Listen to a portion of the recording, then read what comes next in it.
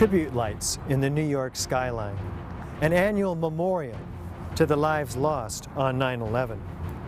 Yet there's still more light that needs to shine, revealing truths that their family members deserve to know.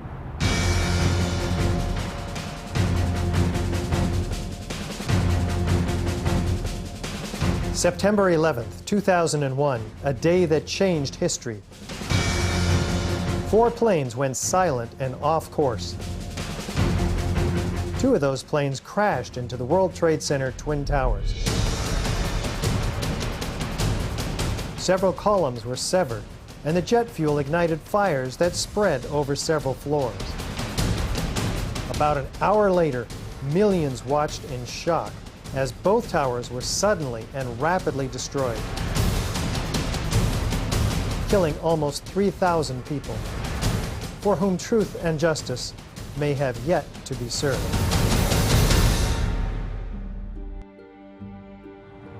Hi, I'm Richard Gage, AIA, licensed architect of over 20 years and member of the American Institute of Architects. I'm founder of Architects and Engineers for 9/11 Truth, a non-profit organization of well over 1,000 technical and building professionals. According to official government reports, the fires weakened the structural steel framing of both twin towers, leading to sudden, progressive, and total collapses. Unknown to most people, a third steel frame high-rise, World Trade Center 7, was also destroyed. Critical questions have been raised by more than 1,500 architects and engineers about the official explanations for the destruction of all 3 of these buildings. Along with more than 10,000 other concerned individuals, these professionals, collectively comprising more than 25,000 years of experience, have signed our petition. They're calling for a new investigation into the destruction of these 3 World Trade Center high-rises. This call is based on evidence that reveals a very different destruction scenario than reported by government engineers. This includes abundant scientific forensic data and eyewitness testimony that was omitted from the official reports. You'll be seeing this evidence and hearing from dozens of these technical experts, including many who are among the top in their respective fields. We at AE 9/11 Truth are inspired by President Obama's affirmation to the American people in his inaugural address. How do we accomplish this? We've done our best to fulfill the President's vision by using the scientific method, examining the evidence from the World Trade Center and developing unbiased conclusions from unbiased experts in their fields. Listen to the President provide his account of the pervasive political abuse of science. And we have watched as scientific integrity has been undermined and scientific research politicized in an effort to advance predetermined ideological agendas. As coherent sets of scientific facts are brought into focus by the experts, the data, and the witnesses in this film, you'll come to a much greater understanding of the events of 9/11 and will be in a position to draw your own informed conclusions. Also, psychologists, therapists, and counselors, along with theologian David Ray Griffin, who have a deep understanding of the personal issues associated with 9/11, will explain why it is so difficult for us to come to terms with the reality of these events, and learn how we can help ourselves and others with this difficult yet vital responsibility. Of course, the ones still most affected by the events of that tragic day are the family members of the victims lost on 9/11. Several have asked to appear in this documentary. Although our focus will be primarily technical, we are deeply moved and honored to give them the opportunity to speak directly to you. Now, let's hear from the AE 9/11 Truth professional petition signers, who will share with you what conclusions they came to. Among these experts are high-rise architects and engineers in the fields of structural design, materials science, chemistry, fire protection, metallurgy, as well as physicists, explosives experts, and demolition technicians. Joining them will be firefighters and 9/11 victims' family members who support our call for a new World Trade Center investigation. I don't want to be involved in conspiracy theories. There are lots of them. They can go on. We can speculate on that forever. What we really need to know is how those buildings came down. My name is Joel Miller, and I have a Bachelor of Architecture degree from Temple University in Philadelphia. And while I was there in Philadelphia, I worked for 2 firms on a couple of high-rise buildings. The 13-story Federal Detention Center for Ewing Coal, Cherry, and Broad. I spent about 2 years on that project, and then a year on a high-rise dormitory, about 15 stories for MGA Partners. If we are to believe that fire brought down 3 buildings on the same day on 9/11, that's very troubling for all of us in the design professions. Architects, engineers, even physicists. I'm incredulous that this could have happened, and very troubled by the implications of this possibility. There are thousands of high-rise buildings in the United States, and more being built every day in this country and abroad. As architects and engineers, we have a responsibility to protect people that are users of buildings.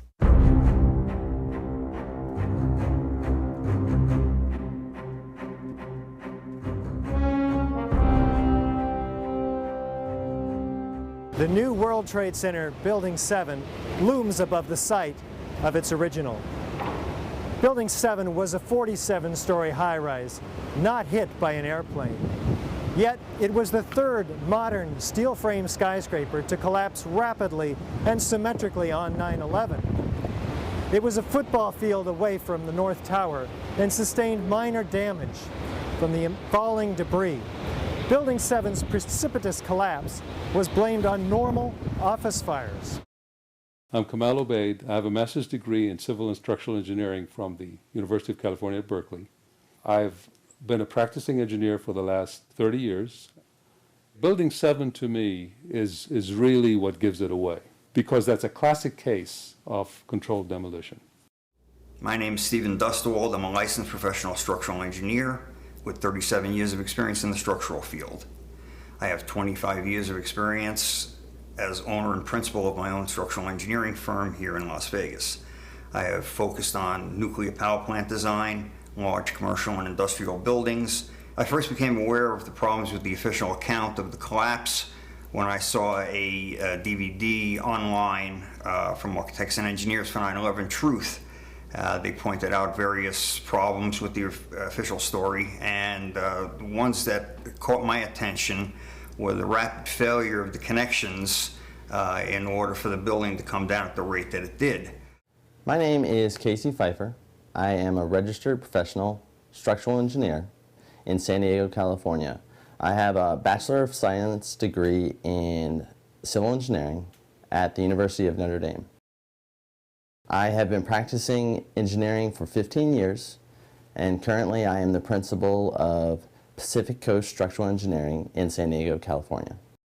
A friend of mine gave me a blueprint for 9/11 Truth DVD to review, and from that, the evidence that I saw was so compelling that it became obvious that the official story was not correct.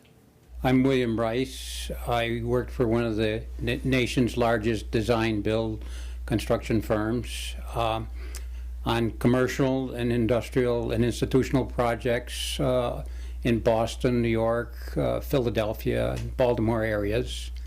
As a professor, taught engineering materials, structures lab, and other building-related courses at Vermont Technical College to architectural engineering students for 20 years. I watched Building 7 fall at an accelerating rate in 6.5 seconds. This was a massive 47-story structure. The only way that a building can accelerate as it collapses is by having pre-engineered, precisely timed, and precisely placed explosives. In other words, controlled demolition. My name is David Topete. I have a Master's of Science degree in Civil Engineering. I am a licensed structural engineer. I design new structures and retrofit existing structures from concrete or masonry or structural steel. In my professional opinion, in my experience, for World Trade Center 7 to collapse straight down upon itself, as video indicates, as everything that we've witnessed, the supports at the center essentially all had to be taken out at once. I certainly believe that it had to have been controlled demolition, controlled charges, explosives, something of that type, because it was a sudden failure.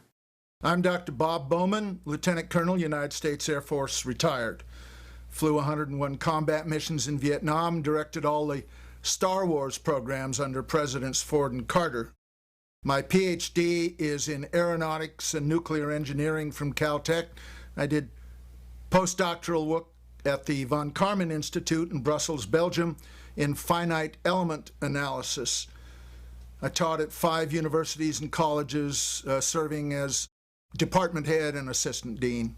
The coup de grace for me was when I found out that Building 7 had collapsed later that day, and when I saw Building 7 come down. To me, Building 7, the fact that it looks like a perfect controlled demolition of an intact building with no visible fires. I mean, that's what I call a smoking gun. My name is Robert McCoy. I'm an architect. I have a Bachelor of Architecture from the University of California in Berkeley in 1963. Been licensed in California since about 1964. From about 1965 until about 1985, most of my experience has been in high-rise, multi-story steel buildings. NIST would have us to believe that these was a typical office fire, scattered office fires, if you will, that brought this building down. Since the mid-60s, I've tried to follow high-rise fires because they're something we worry a lot about as we design these buildings. And I'm not aware of any high-rise building that have come down as a result of fires. I can't remember even a partial collapse in any of these buildings that I've watched over the years. I'm Steve Barish, founder and president of Barish Architects and Associates, Inc., a 33-year-old architecture, planning, and engineering firm. We have offices in San Luis Obispo and Pasadena, California. I hold a Bachelor of Architecture degree from the University of Arizona and a Master's of Architecture and Urban Design from Rice University in Houston, Texas. Spent 3 years in London as the first PhD student at the Architectural Association. One of the things that really interested me is how quickly the Tower 7 fell. It fell within 7 seconds approximately from top to bottom. This building was built in the mid-'80s apparently and met all the known codes at the time. Buildings just don't behave like that.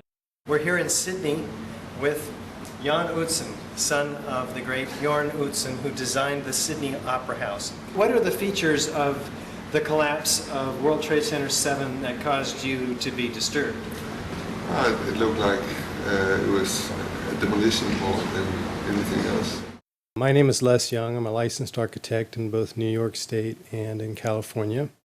I've been involved in many large projects, including overseeing several high-rise buildings ranging in size from 14 stories to 40. Over the course of 20 years, I'm mainly called in to help with very large, difficult projects. When I watched Building 7 collapse, it basically left no doubt in my mind that something was wrong. Building 7 had not been hit by a plane. To me, it was obvious that there was some controlled demolition and some explosions involved.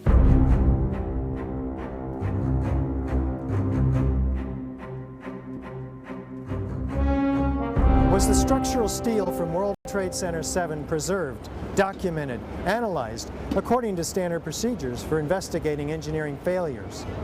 It was really clear from the beginning that there was this great move to, as quickly as possible, get rid of all of the rubble and move it off. Because what they did immediately after 9/11 was they started removing the steel, the debris from Tower 7 and all the towers immediately. They sent it off to China to be recycled. 400 truckloads per day of material were taken away from the World Trade Center site and sent to China for recycling. All of a sudden they had a big incentive to recycle steel for some reason. Quickly and rapidly, they were destroying the structural steel. The steel was hauled away and melted down before it could be analyzed. It was already being carted away and destroyed when the FEMA investigators got there about a month after September 11th. It was being melted down, it was being cut up into pieces so that no real thorough investigation could happen. And that in itself is a crime, and that kind of thing needs to be investigated. The steel was picked up and carted away before anybody got a good look at it. And the destruction of evidence was a criminal act in itself. It would have answered a lot of questions that we can't answer because we don't have the structural steel to examine.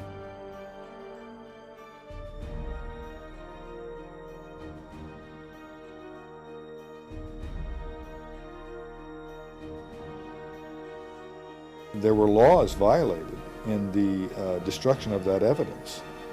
And for the American Society of Civil Engineers to ignore those events is extremely disturbing and is a violation, in my opinion, of their professional code of ethics.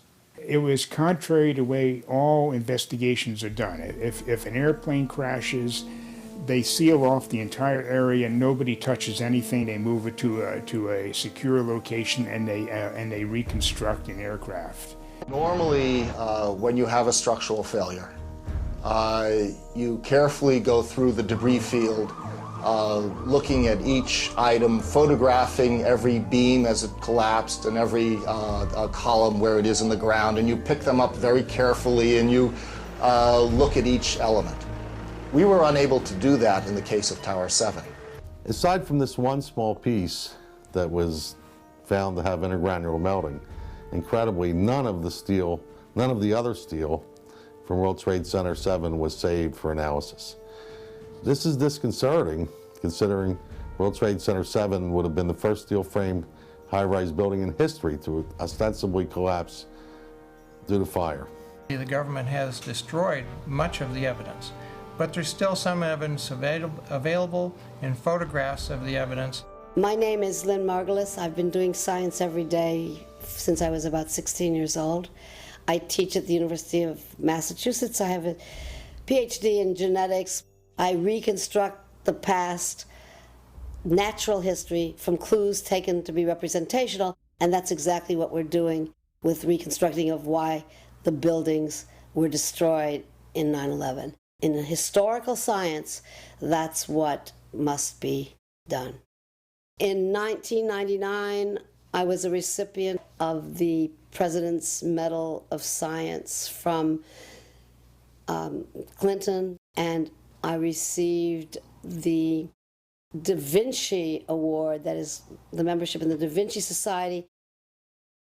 You can't do science when you are deprived of the evidence and when your hypothesis is the least valid instead of the most likely. When the most likely hypothesis in the case of Building 7 wasn't even mentioned, this is not science. So the claim is that it's something else. It's trying to prove preconceived ideas.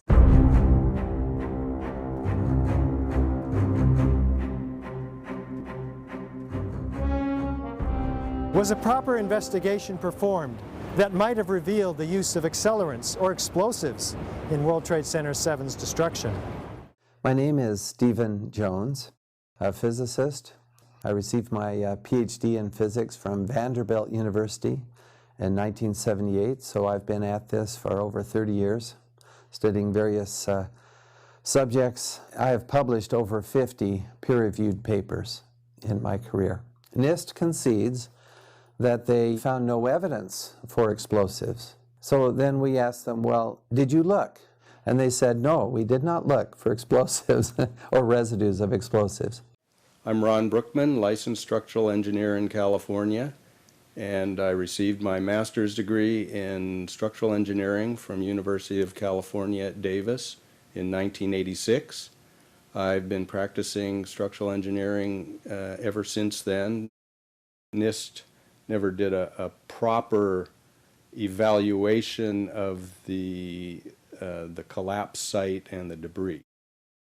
World Trade Center 7, I would have expected they would have tested for explosives also, because of the nature of the collapse and the unprecedented nature of a steel-framed high-rise building collapsing in such a fashion. My name is Roland Angle. I'm a civil engineer registered in the state of California. I've been practicing in California since 1967. I'm a graduate of the University of California. And my practice has included, among other things, design and testing of structures that were designed to withstand blasts. Specifically, for instance, the launch facilities for the Minuteman missile system. I was a Green Beret for 6 years during the 60s. I was trained in the use of demolitions, and I blew a lot of things up. One of the things that we did was go out and attack structures, analyze them as to where their weak points were, learn how to place explosives at points that would cause them to fail, and then actually demolish them and analyze our results. So the method of how to attack a structure and cause it to fail with explosives was one of the things that I learned through my military training. Well, the American Society of Civil Engineers was brought into this investigation early on. They did a very superficial investigation of the site. They issued a report without any significant forensic examination, and there were laws violated in the destruction of that evidence. And for the American Society of Civil Engineers to ignore those events is extremely disturbing, and is a violation, in my opinion, of their professional code of ethics. I'm Tony Zambodi. I'm a mechanical engineer from the Philadelphia area with over 20 years of experience in the aerospace industry, where I design structures for aircraft and spacecraft and support equipment. Neither NIST or FEMA followed standard protocol for fire and explosion investigations, or just fire investigations for that matter. National Fire Protection Association Guide number 921 calls for saving the evidence and being prepared to justify why you wouldn't. It also calls for testing for accelerants and explosives when high-order damage is involved. NIST did not do this. NIST is often responsible for generating information which the NFPA guides are written from.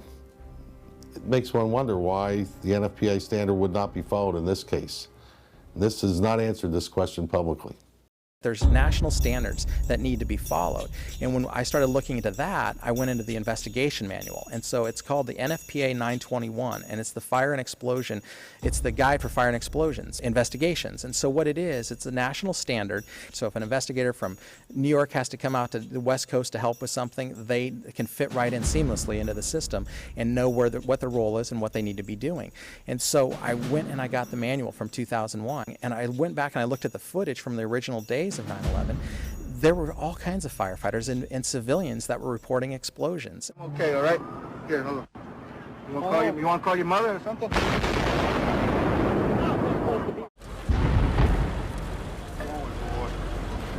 your eye on that building as they coming down. Just the fact that there were explosions means they need to be investigated. Terrorists used explosives in '93. We had witnesses to explosions. We have audio recording of explosions. We have overwhelming evidence that there were some explosive events. The manual gets into thermite, and if it says if you have melted steel or concrete, which we had on 9/11, and there's videos of it, people can see it. We should test for it. It says when you have melted steel or concrete, you test for thermite. So the fact that they're not testing for it is crazy. We had 3,000 Americans murdered, and we had the first 3 high-rise and steel collapses. We have all these reports of explosions. We have the vans pulled over. We have the history of terrorists using explosives. It's absolutely ridiculous that there's no excuse for it. It's criminal, in my opinion. It's absolutely criminal that they refuse to follow the national standards, and the national standards say that they should be testing that for explosives. One of the other big issues we have, the firefighters that are members of the Firefighters for 9/11 Truth, is just the blatant destruction of evidence. We're not talking about a little bit of evidence. They destroyed all the steel, basically the bones of the building that would have told us how this first high-rise steel structure in history that hadn't been struck by an airplane, all it had was a few fires on several floors, and it had only been burning for a few hours. We've had other high-rises burn much longer. This was the way we could have learned from this, was analyzing that, looking at the steel and seeing how this collapsed and how it failed and which steel members did what. Well, we can't do that, because what they did immediately after 9/11 was they started removing the steel, the debris from Tower 7 and all the towers immediately. Why were they destroying this? They sent it off to China to be recycled. So they never had any physical evidence to do the investigation. The national standards are very clear. We have preservation of evidence, we have spoliation of evidence, there's all kinds of basically standards that you don't destroy evidence. So that's what we're calling for. We're calling for an investigation into the investigators, why they destroyed this.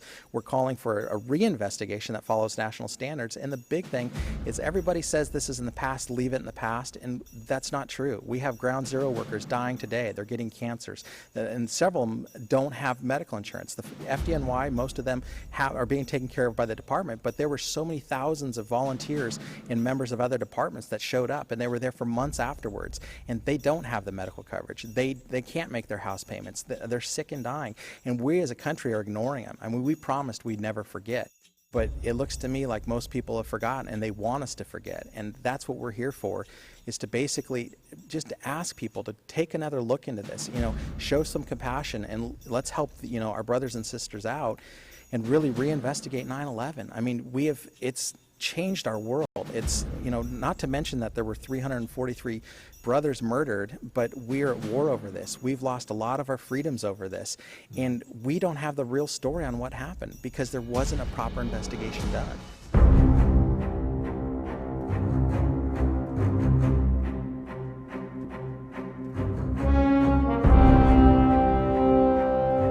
As reported by the New York Times, engineers were baffled by the collapse of Building 7. Since no steel frame high-rise has ever completely collapsed due to fire, how are we to understand this mysterious event? My name is Scott Granger. I'm a licensed fire protection engineer. I'm licensed in 13 states. I've been in private practice for 25 years. I've been a practicing engineer for 39 years. 50% of my practice is in forensic engineering. Steel structural frame buildings, high-rise buildings, simply do not collapse due to fire. There has never been until 9/11 an experience where a high-rise building that was steel frame completely collapsed. There have been fires burned longer in similar structures without any collapse. In my previous career as a firefighter, normally you'd never be afraid to go into a Type 1 building because they're not combustible, and you would just charge at it and put the fire out. Never in my training were we ever taught that these type of buildings could just collapse in on themselves. There's definitely much more going on than just fire. The way in which steel-framed buildings behave in fires depends on their construction. In this test, done by British Steel in 1995, a large amount of typical office furniture was burned to see what would happen to the heavy steel beams that supported the ceiling. When steel is bare, when it heats up, it gets weaker. It's not that it melts in a fire. In fact, normal fires are not hot enough to melt steel. Even if you were, for example, to use an unusual fuel like kerosene, you cannot achieve temperatures hot enough to melt steel. But what happens is it starts to lose its strength. And as it loses its strength, it starts to sag. It becomes softer and sags and can no longer support the load. This was the largest test of its kind ever conducted. It showed how unprotected steel can be distorted even by a normal office fire. But as is typical in steel buildings, the structural beams only slowly and progressively warped and sagged. There was no chance of a sudden collapse.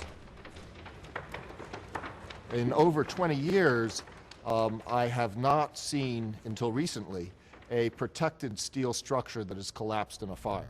The World Trade Center 7 building reminds me of the Meridian Bank building in some ways in Philadelphia. The Meridian Bank building is a 38-story skyscraper that burned for 18 hours in 1991, suffered extensive damage from the fire, but did not collapse. I am Dan Barnum, FAIA, a graduate architect from Rice University with a Bachelor of Architecture degree. For the 40-plus years that I've been practicing architecture, I've designed a variety of buildings from small houses to high-rise office buildings. Some of the high-rises that I've worked on are 1 shell and 2 shell here in Houston, and I was project manager for a 22-story office building in Akron, Ohio. I'm a fellow of the American Institute of Architects. I've designed high-rise buildings, and I know what they do in fires because I've studied that. Later in the day, when World Trade Center 7 collapsed, they had already showed us pictures of a few fires in that building, and I mean, they weren't even raging. And how could that cause a building to collapse as if it were imploded? Couldn't happen. My name is Jonathan Smolens, PE. I'm a professional structural engineer in the Boulder, Denver area for the past 12 years. And one of my specialties is forensic engineering, including evaluation of structures post-disaster. What happened to those columns to all collapse at the same time? The explanation provided does not match the evidence that we have. My name is Michael Donley, PE. I'm a structural engineer with 14 years of experience. I get involved mostly with the design of steel-framed fireproof buildings. We've never had a steel-framed skyscraper collapse in the United States or internationally. So there's no precedent. I don't think Building 7 could have collapsed by fire, as NIST tells us that this collapse mechanism, starting with thermal expansion, that worked its way upward and outward through the building, in a matter of seconds, there's not enough time for the building to collapse the way that NIST tells us it collapsed. I'm Ed Moniak, licensed fire protection engineer for at least 25 years, and I work for a number of organizations, city, federal, large insurance companies, consultant, always in the area of fire safety, and with the goal of keeping the public safe and first responders safe. I became fascinated with the government's version of the events on 9/11. Because this is totally contrary to everything that I've ever experienced, either working in the field of fire safety or knowing what I know about mechanical engineering. It defies many fundamentals of mechanics and materials and physics and just many fundamental engineering concepts. World Trade Center 7, NIST claims the fires were very large, very hot, and long-lasting, when in reality, observation, which has been researched by many people, shows these fires did not last very long. They were not in the locations where NIST claims they were at given times.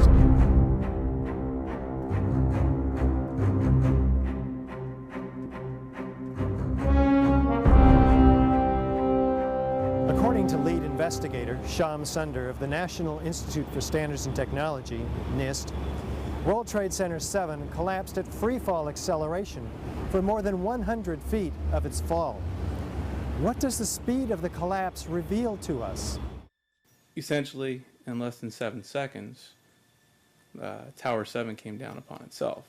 Building 7, NIST reports admits fell at the rate of gravity for the first 100 feet. Well, that's impossible unless there's nothing resisting it. It's just like taking your car keys out and just dropping them. That's how fast the building came down, for over 100 feet. And the only way you can get that is when there's zero resistance. And so what we're looking at is a building just coming straight down, falling right through itself with zero resistance. Buildings don't have zero resistance, which is why you feel comfortable walking into a building. A building cannot do free fall with a huge steel structural system in place to support it without it being blown up. That's the only way it could come down at free fall. The failure of all these connections as the primary means of structural failure is inconsistent with a natural gravitational collapse and indicates the presence of other agents which would dismember these connections. I'm David Chandler. I have a bachelor's degree in physics from Harvey Mudd College and a master's in education from Claremont Graduate University and another master's in mathematics from California Polytechnic University. I've been teaching for over 30 years. Heard people say, well, it came down at free fall or close to free fall and so forth, so I decided I'd measure it myself. I had a simple tool at the time called a physics toolkit, which allowed me to take a video and put a dot on each frame to follow the motion of things. And so you can measure speeds and accelerations and it'll do the analysis. The fundamental laws of nature is the conservation of energy. In order for it to be falling down with zero resistance, it means that resistance had to have been removed by something else. And NIST claims that the columns were buckling in the first several seconds before the free fall occurred. Now I don't see how that's possible. In the final report, they modified it, they tried to doctor it up. They still tried to say that it was essentially correct, but then they modified it and they actually admitted there was a period of free fall involved. But they never changed their model. Like, how do you all of a sudden allow for free fall when they just got done explaining how it couldn't have been in free fall? If I were a scientist, I'd be embarrassed to try to put forward something like that. It was clearly a fraudulent argument. In other words, NIST is telling us that the building below it ceased to exist for the first few seconds of the collapse of the building. Well, things in physics just don't cease to exist and cease to resist the forces that are on them. Free falling for 8 stories. So we know that happened. Okay, it's been measured and it's on videos. Everyone can see it. NIST has admitted it went into free fall for 8 stories. That's a bothersome part of the puzzle because NIST never explained it. Absolutely no resistance to the descent whatsoever. The building didn't disappear so the building can fall for 100 feet at free fall speed. That's impossible. That's a violation of the fundamental law of physics that says that for every action there's an equal and opposite reaction. So that evidence alone would indicate that the official story doesn't hold water. There was no time for this elastic deformation and plastic deformation, which would have absorbed energy and decreased the descent to less than free fall speed. As energy is drained away from the system to deform those members, it would slow down the descending mass and cause a descent at less than free fall speed. 40,000 tons of structural steel in its structural system, and that is intended to keep it from going anywhere. A building cannot do free fall with a huge steel structural system in place to support it. There's no resistance until the building is down maybe halfway. Buildings tend to be delayed as they collapse. They don't just pancake down like this in a very short period of time. If the pancake theory works, it's going to hit hesitation, and there was no hesitation. Going from motionless to free fall instantly. One continuous motion. There couldn't have been any structural resistance. Buildings just don't behave like that. If floors fall, they tend to fall and are braced by the floor directly beneath it.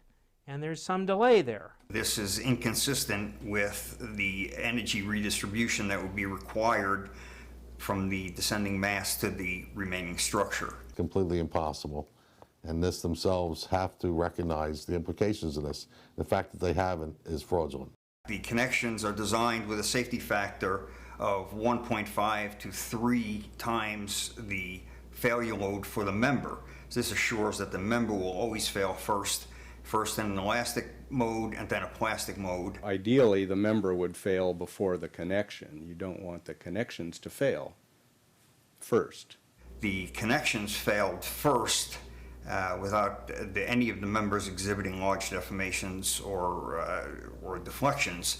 Over 400 connections per second had to fail in order for the members to be released and for the structure to descend at almost free fall rate. To fail at the rate that they did progressively across the building, even if a floor were to collapse, it still wouldn't be able to collapse all of the connections simultaneously at the rate that it did without secondary explosions. There's no hesitation. There was no hesitation when it was to hit story after story. If you were to look at a standard moment frame steel connection, which is a welded connection between the beam and the column, it would take on the order of around 500,000 pounds to shear off one connection. And if you multiply that by 400, put maybe a safety factor of 4, you would require 50 million pounds of force per second in order to collapse the building the way it was shown based on the NIST report and what we saw on the video evidence of the video of the building that day. It's highly unlikely, don't know how that could ever happen without secondary explosions. It's not logical or reasonable.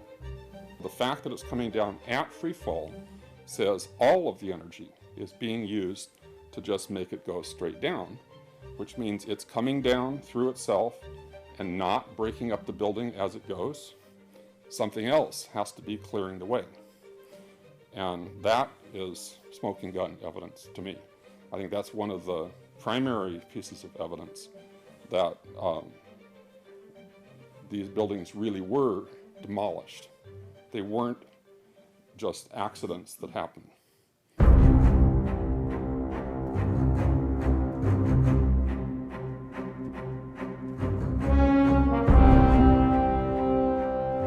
We might anticipate that an unevenly damaged building would fall over. Yet, videos of the collapse of Building 7 show a fairly symmetrical fall. How do we make sense of this? The exterior of the building comes down fully, symmetrically, and at one time. Both sides of the building come down completely. This is fully indicative of full structural support being removed for at least 6 stories. That could not happen by fire. If there was some fire in one corner, it would have collapsed maybe in that corner, but not the total building free falling. If the buildings had come down by fire, we would have seen a more natural progression of collapse. We may have seen, the buildings actually topple over to one side, certainly not coming down in its own footprint. And clearly a more asymmetrical pattern should have been present. The symmetry is the smoking gun. It cannot happen that when you have asymmetric damage, you will get a perfectly symmetrical collapse. It would not have been a uniform collapse. The building might have partially fallen over, but the building would not have collapsed as it did. This doesn't make any logical sense.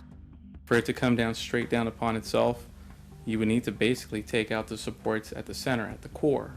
The exterior columns on the outside as well as on the inside at the bottom would have to be severed almost at the same time. Well, that's another indicator that this NIST report is very suspect, because I would have expected in a classic implosion, as I've seen numerous times, is the core to fail. My name's Tom Sullivan. I worked for Controlled Demolition Incorporated, CDI, the top-rated explosives demolition firm in the world. As an explosives loader, my job was to place explosives in the buildings to prepare them for demolition. I was licensed while in New York by the New York Fire Department to handle explosives. And I worked on major projects such as Seattle Kingdom, the Three River Stadium, Philadelphia Naval Hospital, and the and key span gas holders in New York. I would expect the center of the building to start moving first, and then as the implosion progresses, then the sides come in, then the rest of the building is involved. What I saw, it was a classic implosion. The center of the core, the penthouse area, starts to move first, and then the building follows along with it. And there were so many columns in the building that were not affected by either the fires or the impact damage, and they all came down just at once. So it's a little disheartening, and it's implausible. When it's all finished, the outside walls from the lower floors are piled one on top of the other right in the middle of the building. Just like a house of cards if it were coming down. Logic tells you that if you have a single failure at some random point in the building, that the entire building is not going to collapse. The collapse would have been a chaotic, random event. The building would have partially collapsed, possibly, but it didn't.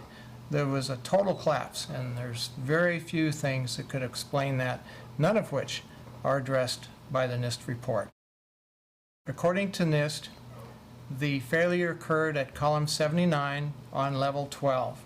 This means basically they're talking about a single columnar collapse or failure that resulted in a total collapse of the building. That just does not make any sense. As a structural engineer, I don't believe that the failure of one column would normally bring down an entire building in the way we saw World Trade Center 7 come down, because of redundancy, because of all the other columns in the building that were not affected.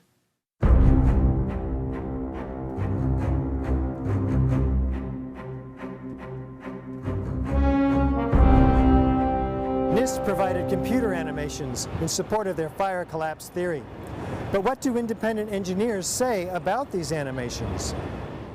When you observe the footage of how the building failed, and when you look at the animation of the failure, and compare that to what you actually observe in reality, I think they disprove their own theories. It is impossible for it to fail the way they said.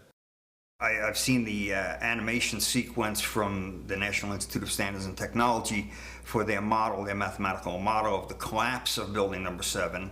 And they have the inside members, the one column gave way, which they claim resulted in the collapse of all the surrounding members, and then this precipitated a global collapse. The NIST computer model, actually, they had done a bunch of finite element models of the connections, individual connections, so they had connections failing before the members failed.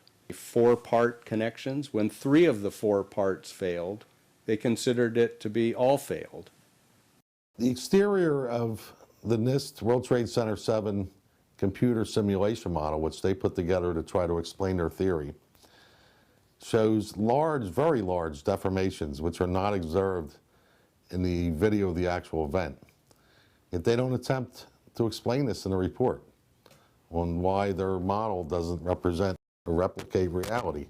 What's actually happening with the NIST computer model, it's behaving like a natural collapse would. It would be deforming the exterior of the building if the whole interior was collapsing prior to the exterior. What we're seeing is what would happen in a natural collapse, and what we see on the real video is not a natural collapse. So I think that the NIST model is flawed. Of course, they won't release all of their parameters that they use to model the collapse, and that is a primary problem for them. NIST has also repeatedly refused to release computer input data that was requested through the Freedom of Information Act from them in the past concerning World Trade Center 1, 2, and 7. What do these professionals conclude about the destruction of World Trade Center Building 7? There had to be some agent that was destroying the connections in building number 7 at 400 connections per second, and the only thing that I can see that would be capable of doing this would be explosive devices at the connections. And this is why I think that there has to be a new investigation to find out the real physical causes for all these members to act in an atypical fashion. And I certainly believe that it had to have been controlled demolition, controlled charges, explosives, something of that type, because it was a sudden failure. Controlled demolition. There's no way that fire did what they said it did to that building. Impossible. Couldn't happen. It just did not make sense that a building that had a few minor fires in it could possibly succumb the way it did. If there was damage, it would have been minor. There might have been some deflection of a beam or two here or there, but not a total and unequivocal complete collapse. It just doesn't ring true. A few fires in that building, and I mean, they weren't even raging. And how could that cause a building to collapse as if it were imploded? Couldn't happen. To me, it was obvious that there was some controlled demolition and some explosions involved. When I saw Building 7 fall, it to me appeared to be controlled demolition because it fell in free fall manner into itself. It is my opinion as a former 12 Bravo combat engineer, well trained in the use of explosives, that this building, all three buildings were brought down as a result of controlled demolitions.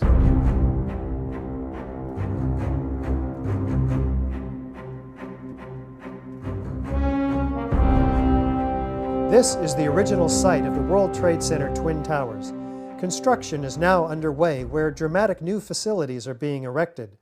Just 10 years ago, the planes hit the towers, cutting through some exterior and interior supporting structural steel columns. The fuel from the planes ignited office fires across several floors. According to the official reports, the structural steel frame was weakened and failed, causing a total progressive collapse of each tower. Does the official explanation make sense?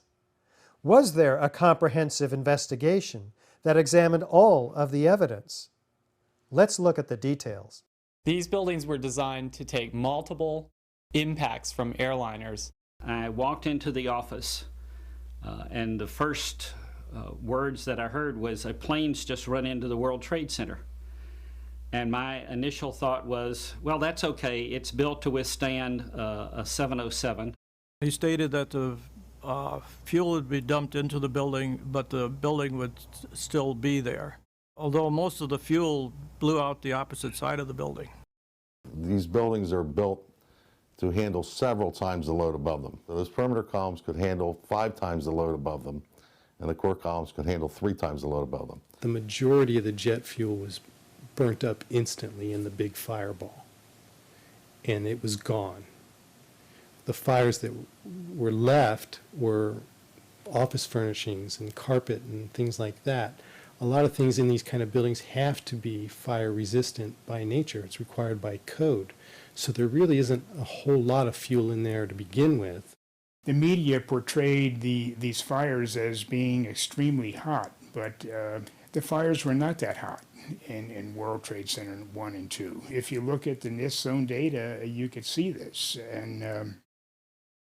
And to use our own powers of observation, you could tell by seeing these fires and seeing black smoke come out the windows. That means that the fires were oxygen starved, and it was incomplete combustion, and so it was a low temperature fire. I am Robert Podolsky. I have a master's degree in theoretical physics from Xavier University in Cincinnati. I worked for 10 years as a professional physicist, engineer, systems analyst for government and for industry, companies like Avco, GE, Bendix, and also Air Force Avionics Lab and the Coast Guard Electronics Division. I looked up in a manual the burning temperature of jet fuel and found that under the conditions that existed at the World Trade Center on 9/11, that jet fuel had to have been burning at about 750 degrees Fahrenheit.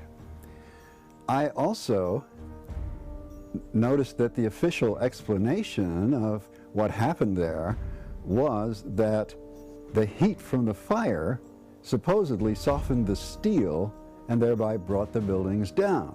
If you have a flame at 750 degrees, you can hold that flame under a steel beam forever, and you'll never reach a high enough temperature to bend steel, let alone melt it. So immediately I knew at that point that the official explanation was dead wrong.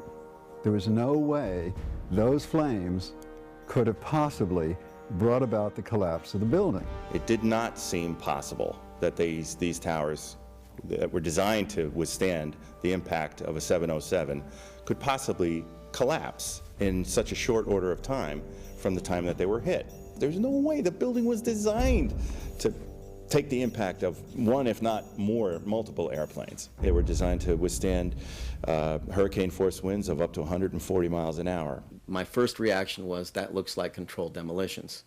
However, I believed the official story because it was played to me over and over again. I heard repeated experts telling me that this was terrorists that did this and that it was planes that brought those buildings down. So I accepted the official story.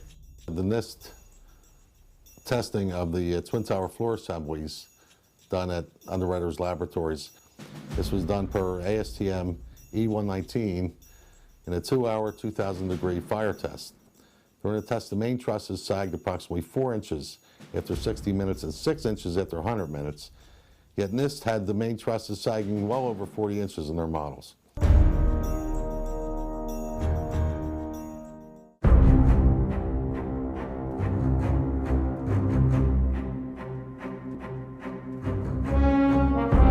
Rather than a slow groaning collapse that we might anticipate, the Twin Towers show in the videos a very rapid, sudden onset of destruction. What does this imply? I'm Frank Cullinan, a practicing civil engineer in the state of California. I have a Bachelor of Science from Chico State, which I received in 1988. I've been a licensed civil engineer since 1993. I specialize in bridge construction, retaining wall construction, small building construction, bridge demolition, and I have experience in bridge design and building design. Structural steel is required by building and design codes to prevent catastrophic failure and loss of public life.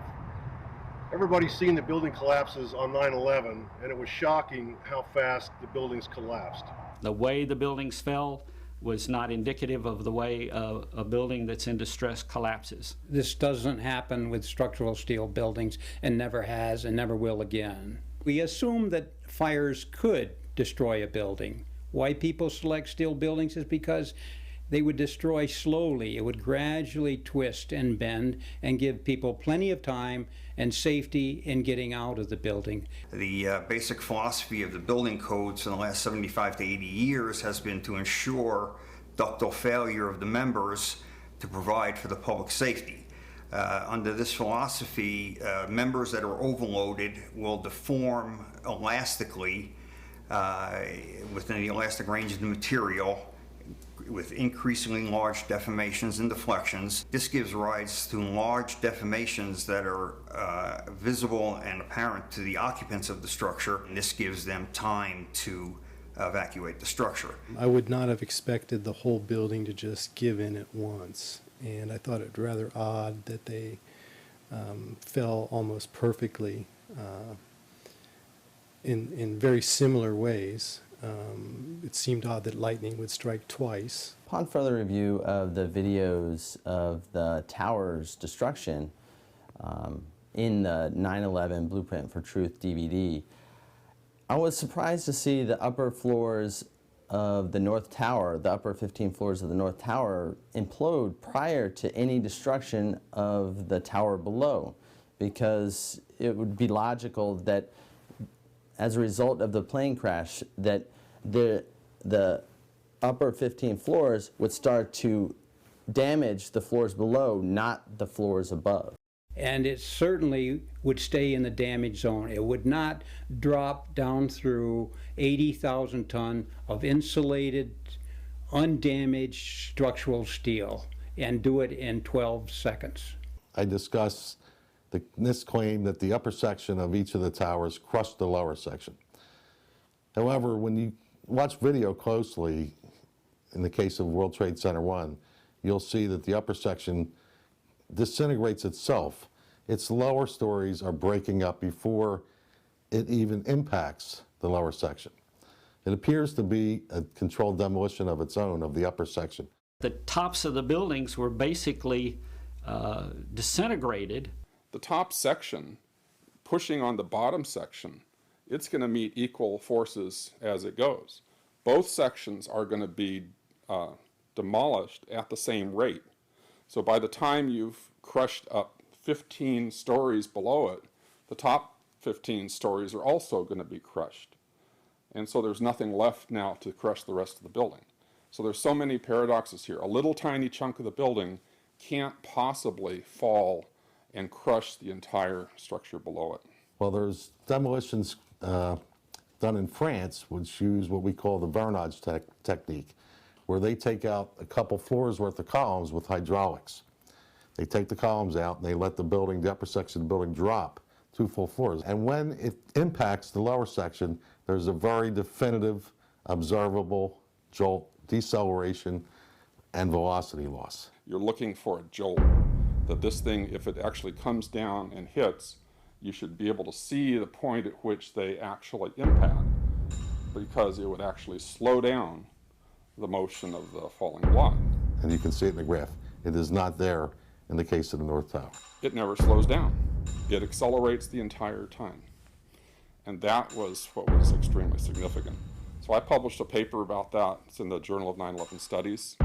And so if you had the top section acting like a pile driver, if in fact it actually hit and made an impact, it was effectively crushing anything, pushing hard on this core structure below it, the core structure is going to push back equally hard.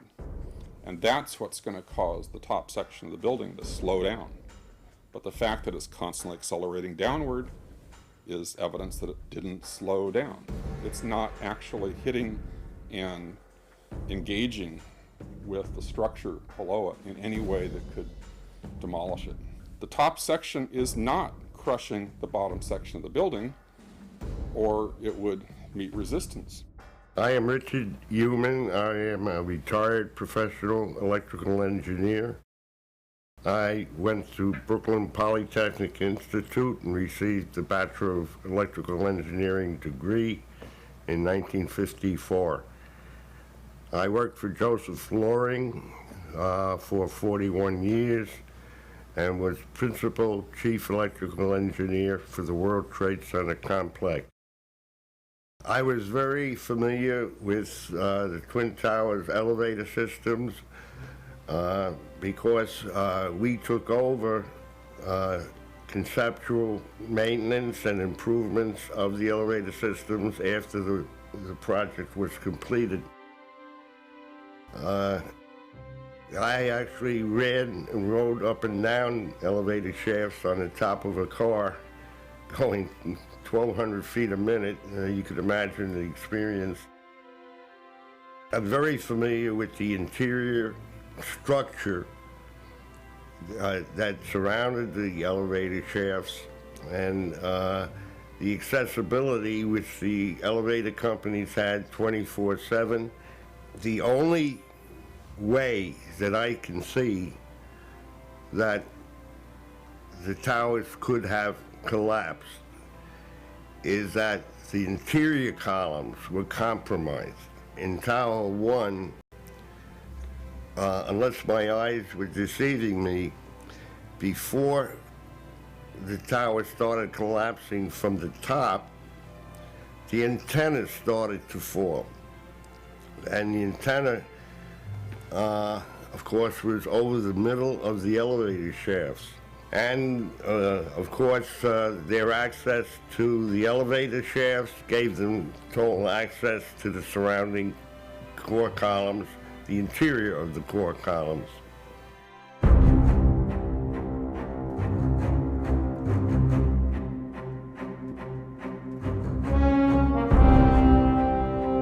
NIST, the National Institute of Standards and Technology, acknowledges that the towers came down at essentially free-fall acceleration.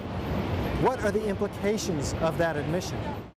The measurements have indicated that Tower 1 collapsed in about 11 seconds and Tower 2 collapsed in about 9 seconds.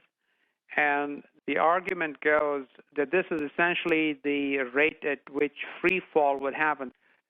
I had a friend that asked me if it was possible for the Twin Towers to achieve near free fall speed when they collapsed. The Twin Towers could not have come straight down through the thousands of tons of structural steel through the greatest resistance of 80,000 tons of structural steel at the speed of practically free fall. That just would not happen. There are columns of steel around the exterior of the building and within the core, all of which are there to prevent the thing from falling down. And so even if something falls on it, it's not going to immediately just go pop, pop, pop, pop, pop, pop like that, floor by floor. It's going to, if it's going to collapse, it's going to have to take some time to weaken the structure below it. This structure was capable of holding 3 to 5 times the weight. And here it is falling through it with a resistance of only 1/3 of its weight. Roughly 90% of the resistance has been removed. And what's happening is the top section is not crushing down the lower section like a pile driver, which is the picture that NIST basically is painting. It's actually falling into material that's already been pulverized, that's offering very little resistance. It's just coming down through pre-pulverized material. One of the fundamental laws of nature is the conservation of energy. There was no time for this elastic deformation and plastic deformation, which would have absorbed energy and decreased the descent to less than free fall speed. As energy is drained away from the system to deform those members, it would slow down the descending mass and cause a descent at less than free fall speed. This is high school physics, and our whole society is being led to believe that these fundamental laws of physics, hard science, don't apply anymore. I think that should really frighten all of us. Structural connections not only had to fail nearly simultaneously, but in sequential order. The buildings fall at a speed which can only occur if the structure has been removed, the vertical structure. This block accelerates straight down, or it's picking up speed downward continually. It doesn't slow down, it just continues to gain speed. From what I understand, the buildings actually accelerated as they came down, meaning they were not getting resistance from these massive columns in the center of the core of this building.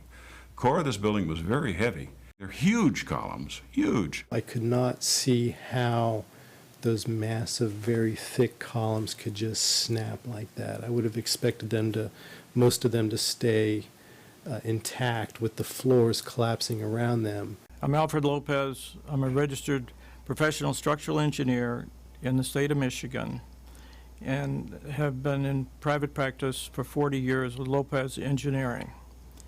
I've worked on several high-rise projects with office buildings above parking decks and high-rise apartment buildings here in the Detroit area. I've done numerous investigations of failures of buildings because of fire and wind damage. I was shocked at how the buildings collapsed. I would have expected that they would have come down much slower, that they would have tipped over, that the whole thing did not make sense.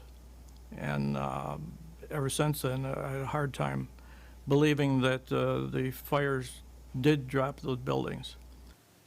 I thought that given the way the planes hit the building, one side would have given away first and it just would have fallen off or fallen over at a steep angle, but the way the whole thing just gave way at once and started to plummet down without slowing down as it went down. Again, just like the controlled demolition I witnessed personally. The area below the damage zone where the planes flew in and where the fire was, that area below that, those 80 or 90 stories, 80,000 tons of structural steel was not damaged in any way. Yet you stood there and watched it destroy itself, wiping out floor by floor all 287 structural columns as if they didn't exist underneath the damage zone.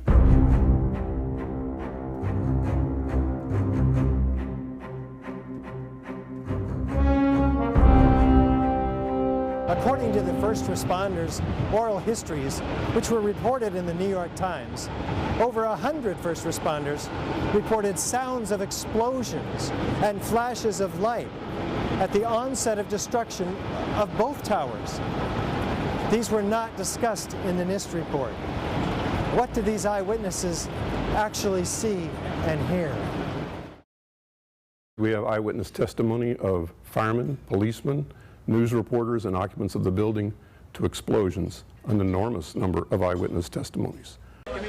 There was a heavy-duty explosion inside the lobby. Was that a secondary explosion? Yes, it was. There were numerous secondary explosions taking place in that building. There were continuous explosions. There was a secondary explosion, probably a device either planted before or on the aircraft that did not explode until an hour later. Then there was those secondary explosions and then the subsequent collapses. It sounded like gunfire, you know, bang, bang, bang, bang, bang, and then all of a sudden 3 big explosions. 50 consecutive bangs, and it fell down like a waterfall. And we heard the noise associated with an implosion. We heard a very loud blast, an explosion. We heard a loud explosion. At that point, we heard a large boom. Do you know if it was an explosion or if it was a building collapse? To me, it sounded like an explosion. There was another major explosion. All of a sudden, you hear explosion, and you could see the building starting to collapse. Huge explosion that we all heard and felt. We could hear a rumble, which was about 5 seconds long, preceding the actual collapse, and then a boom when each of those towers collapsed. Just seconds ago, there was a huge explosion, and it appears right now the second World Trade Tower has just collapsed. I was about 5 blocks away when I heard explosions. Then you heard from far away, boom, boom. And you heard the boom, boom, boom, boom, boom, boom. It was if they had detonated. If they were planned to take down a building. Boom, boom, boom, boom, boom, boom, boom. And it just started going pop. It just started going boom, boom, boom, boom, boom. And he goes, how fast? I go like firecrackers.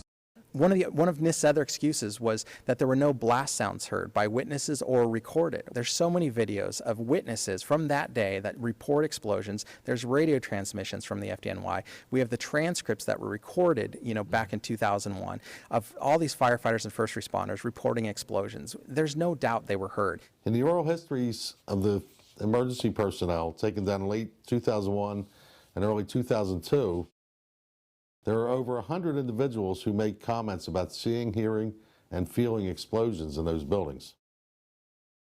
These oral histories were documented well before NIST started their World Trade Center investigation in September 2002. This testimony should have caused the presumption that there was a good chance explosive residue would be found and justified testing for it, rather than the opposite. Reviewing the some of the eyewitness accounts and people hearing what sounded like explosions and things like that. Again, it didn't seem very plausible for any other type of cause for such an event. It doesn't look like a collapse. It's like a huge mushrooming, billowing kind of an event. That whole thing looks nothing like a building falling down. It's a building being blown up, and it's being blown up progressively from the top down. That's what the physics shows. NIST acknowledges in their response to a request for correction that they are unable to provide a full explanation of the total collapse. Yet they refuse to consider the possibility that explosives or some other form of demolition device could have been used to cause the collapses of the towers. And the fact that controlled demolition is consistent with all the available technical evidence. And the response to that request for correction is NIST simply saying they're unable to provide a full explanation for the total collapse, even though that was their task given to them by Congress. The core structure of the building had to have been destroyed by other means.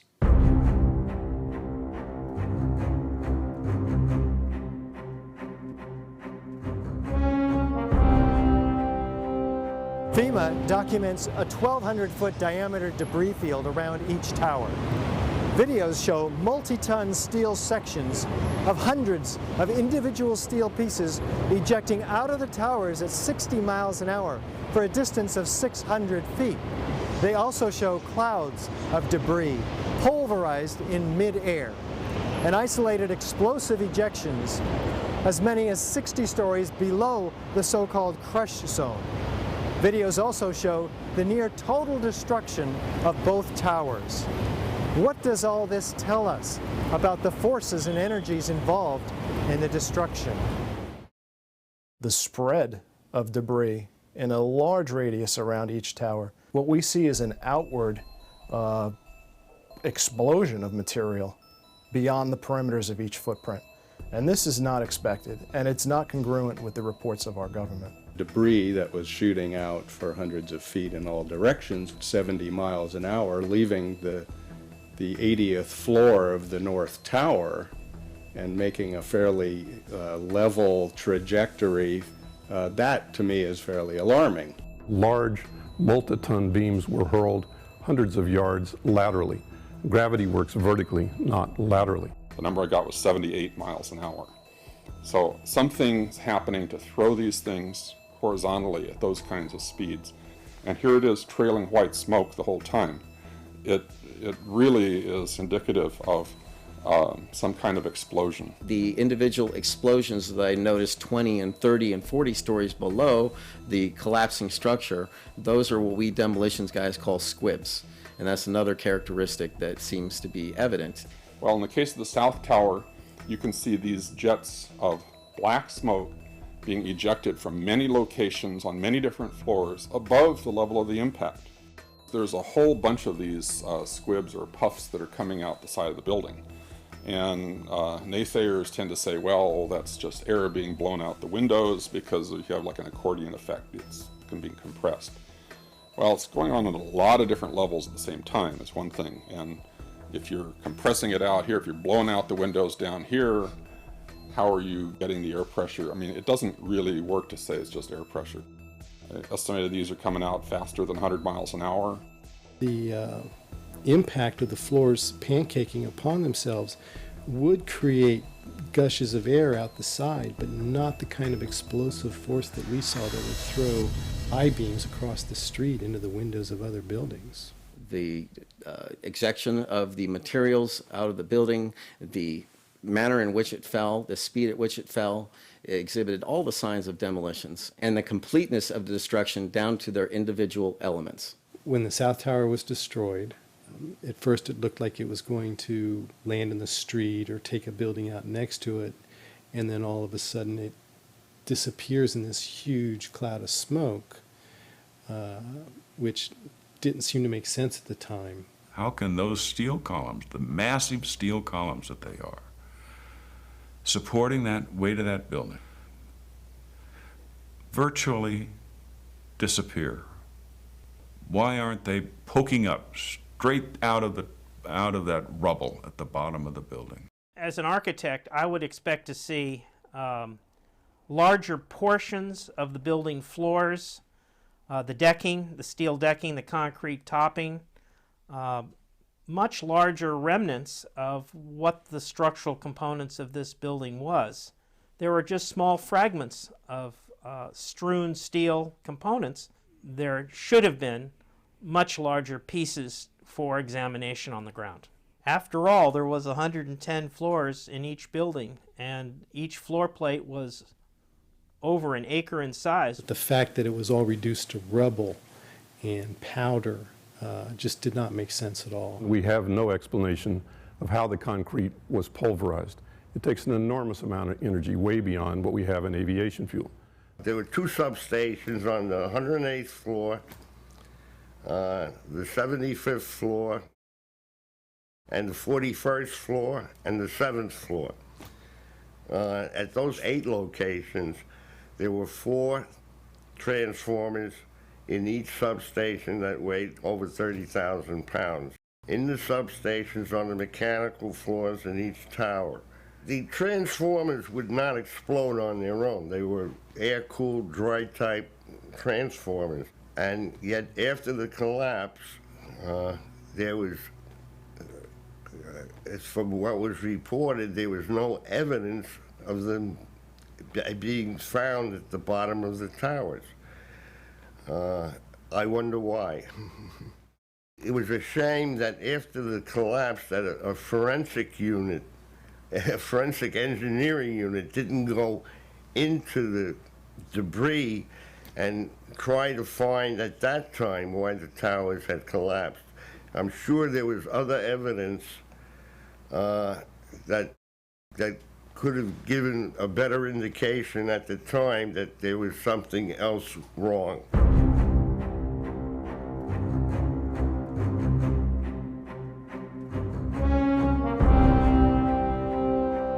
In its report on World Trade Center 7, which came out in May of 2002, FEMA documents in Appendix C steel that has been melted and even partially evaporated, resembling Swiss cheese. What are we to make of this? My name is Jeff Fair. I have a PhD in material science and engineering from the University of Minnesota. I have a BA in physics from Brigham Young University. I've worked with solid-state reactions. I've worked characterizing materials, semiconductor materials, thin films. I currently do a lot of work with nanoparticles as well as solid-state reactions. So Jonathan Barnett's study, which I thought was very well done and quite extensive, is all documented by FEMA in Appendix C in their BPAT report that was May of 2002. Unfortunately, it was never used in the NIST report. My name is Jason Cheshire, and I'm a licensed professional engineer in the province of Ontario in Canada.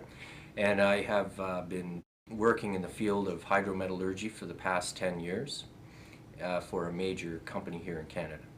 And I'd like to know why NIST excluded the document from FEMA in Appendix C that documented the evidence of melting steel.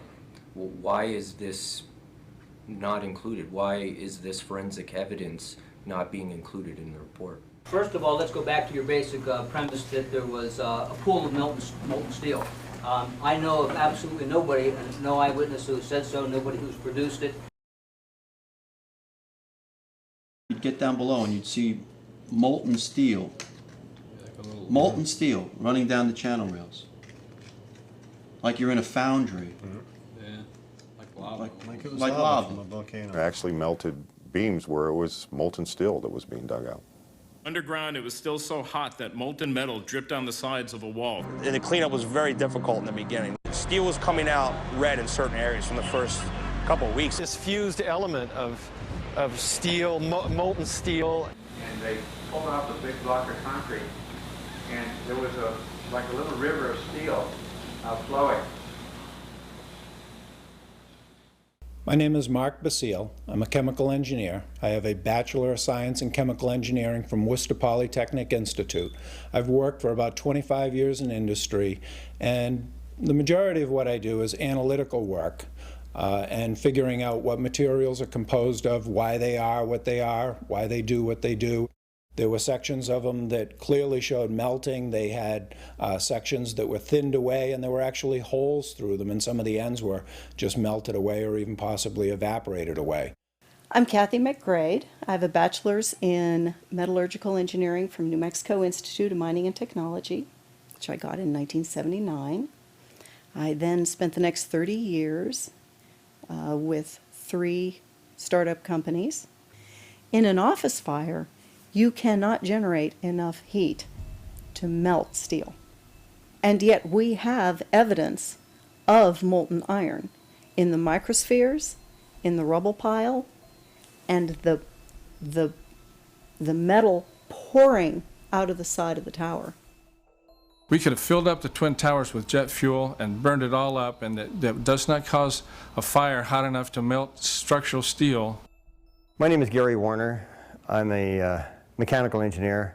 I hold a professional certification from the Association British Columbia.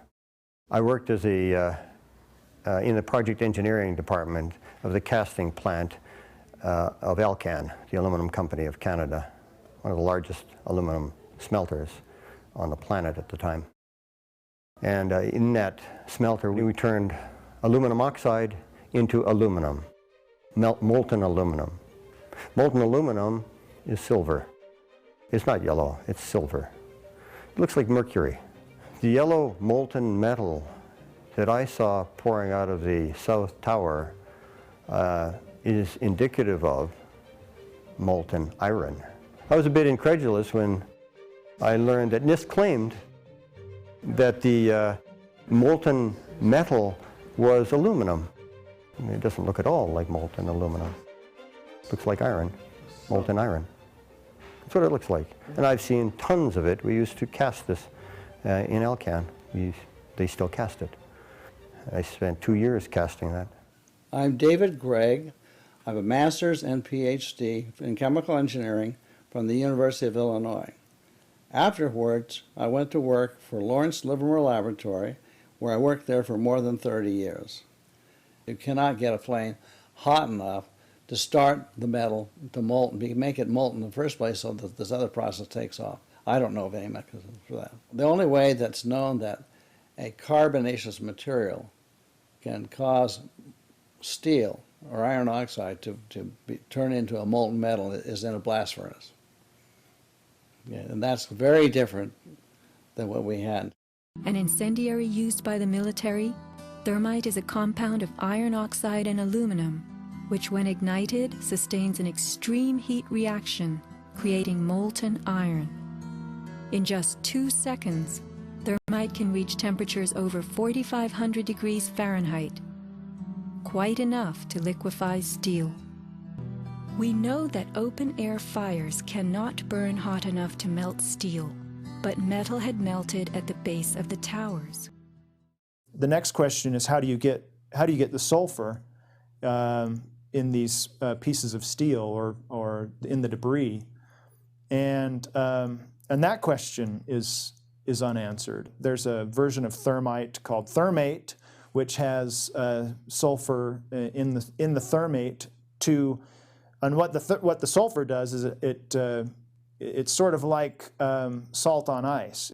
Appendix C of the FEMA report describes sulfur residues on the World Trade Center steel. The New York Times called this the deepest mystery of all. Sulfur slightly lowers the melting point of iron, and iron oxide and iron sulfide. And it just basically makes the steel melt at a lower temperature. So instead of having to bring the steel up to 1500 centigrade, you can slice through it with material that's at 900 or 1000 degrees centigrade. And if you do a search on Google for thermite and building demolition, you can find all sorts of wonderful devices that have been fabricated and invented that use thermite for building demolitions. Thermite is, in the old-fashioned thermite, is a mixture of pulverized aluminum and pulverized rust. And if you can get this mixture to react, which is not so easy, it produces tremendous heat, and this is what you call an incendiary. An incendiary is something which can be used to destroy something by the means of heat, while an explosive is something which acts with pressure. It knocks things apart. Now, the old-fashioned incendiary is not an explosive, but it is still used for military purposes for melting iron structures.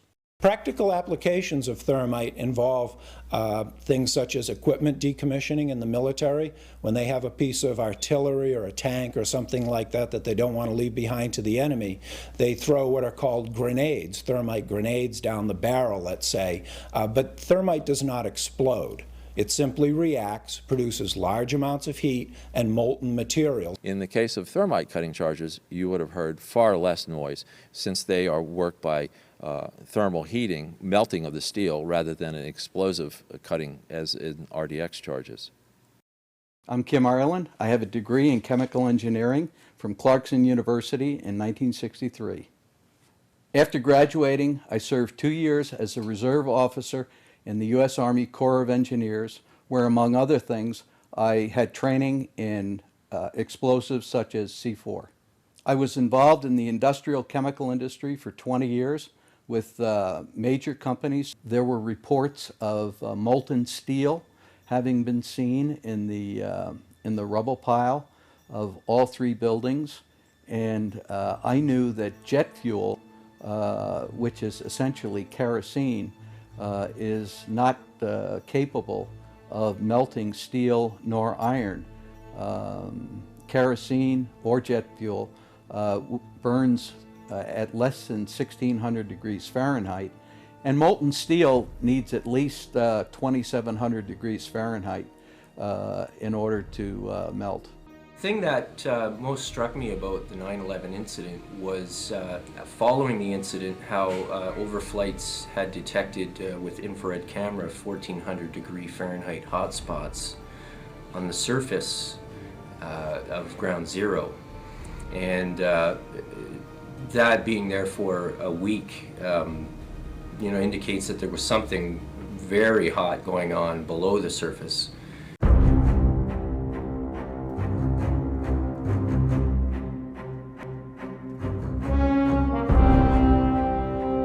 Another question that may haunt the new Freedom Tower. According to USGS, they found as much as 6% of the World Trade Center dust consisted of tiny, previously molten iron spheres. What does this tell us about the temperatures generated in the tower's destruction? My name is Adam Parrott, and I have a bachelor's degree in chemical engineering from Queen's University.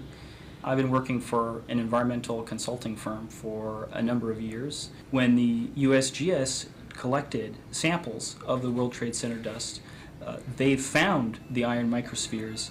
Insofar, the USGS does not have a valid explanation for the presence of these iron microspheres. But I've independently seen thermitic activity within two separate independent samples of World Trade Center dust. I'm Jerry Lobdell. I'm a retired physicist and chemical engineer. I have a BS in chemical engineering from Texas Tech, and I have extensive coursework in mathematics and physics from the University of Texas at Austin. I've had broad experience in analysis and applied research, 30-year professional history spanning physics, chemical engineering, statistical analysis and modeling, and operations research.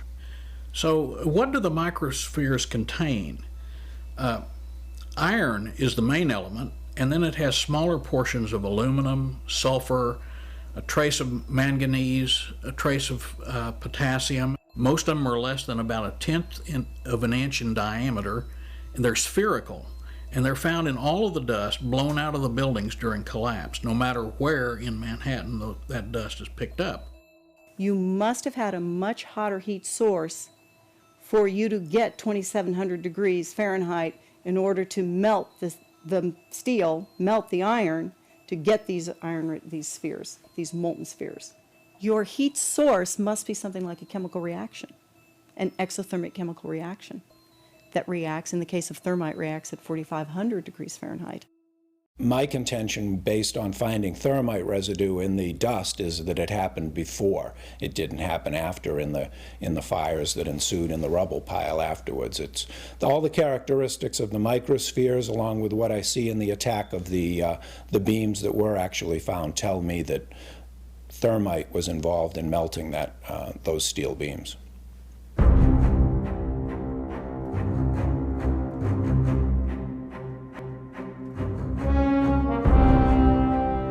Out of the ashes of the World Trade Center devastation rises the Freedom Tower, whose foundation, however, is shrouded in question. For example, in the World Trade Center dust, an international team of scientists find an advanced form of highly energetic nanothermite composites. What is it, and where does it come from? My name is Niels Harriet. I have a master and a PhD in chemistry, and I'm associate professor at the University of Copenhagen, and I have been so for almost 40 years. I have published close to 60 peer-reviewed papers in the best journals, and currently I'm involved with research X-ray time-resolved spectroscopy on time scales of 1/millionth of 1/millionth of a second.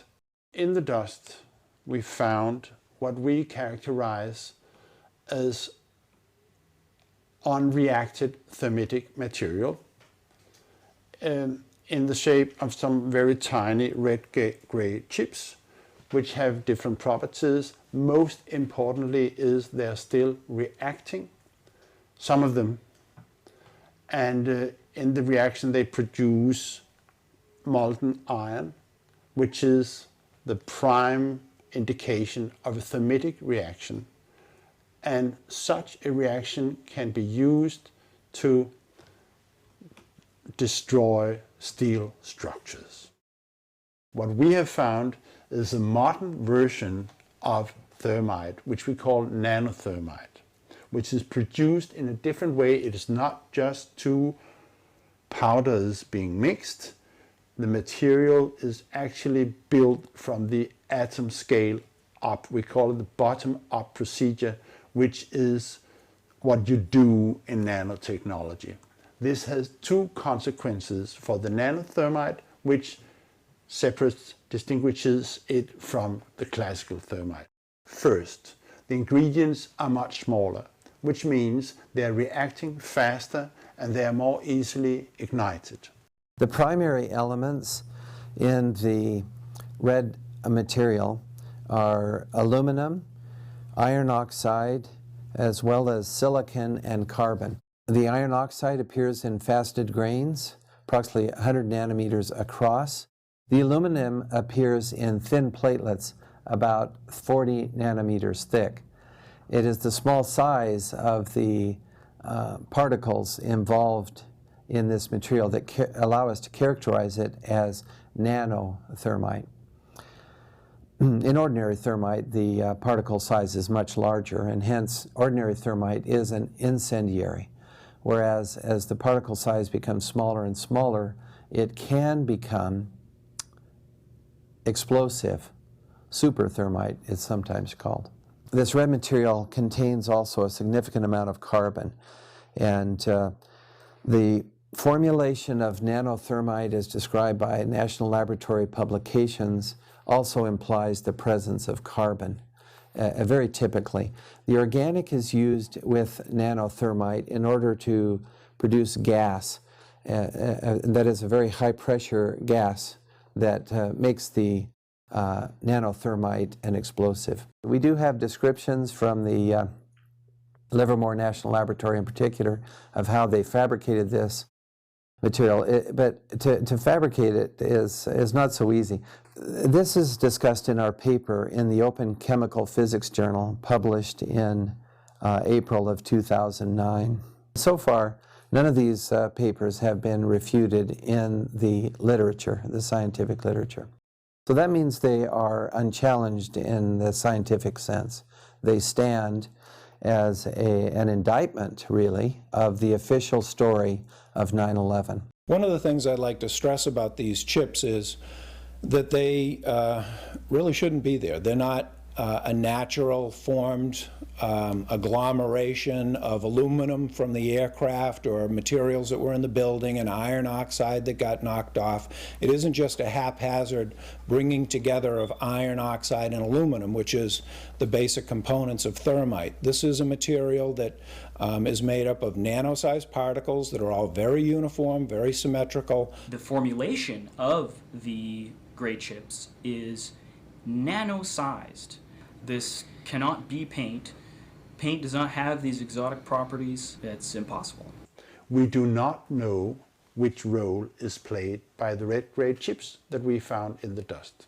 But we know, and this was already totally clear before we started investigating the dust, that both explosives and incendiaries were used in the controlled demolition of World Trade Center.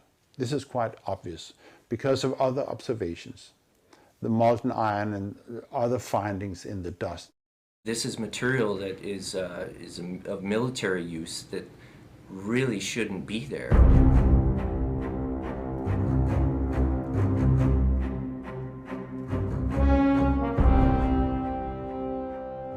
And our whole society is being led to believe that these fundamental laws of physics, hard science, don't apply anymore. I think that should really frighten all of us. Just all the other evidence of seeing flashes and explosions and the melted metal and the dust particles and with the explosive chemicals found in the debris.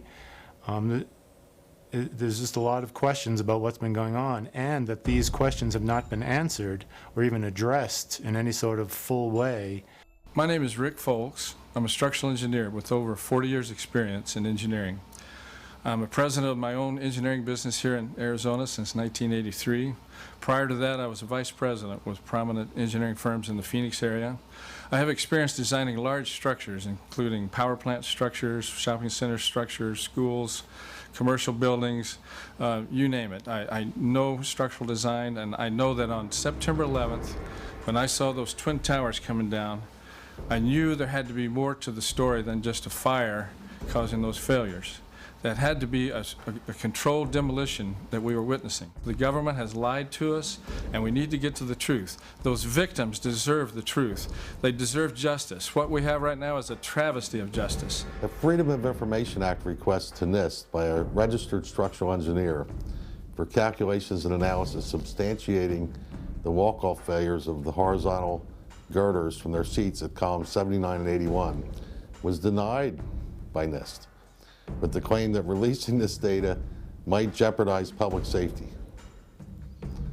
How could it possibly jeopardize public safety to tell people in the industry, engineers who were responsible for designing these buildings, how this failure could occur?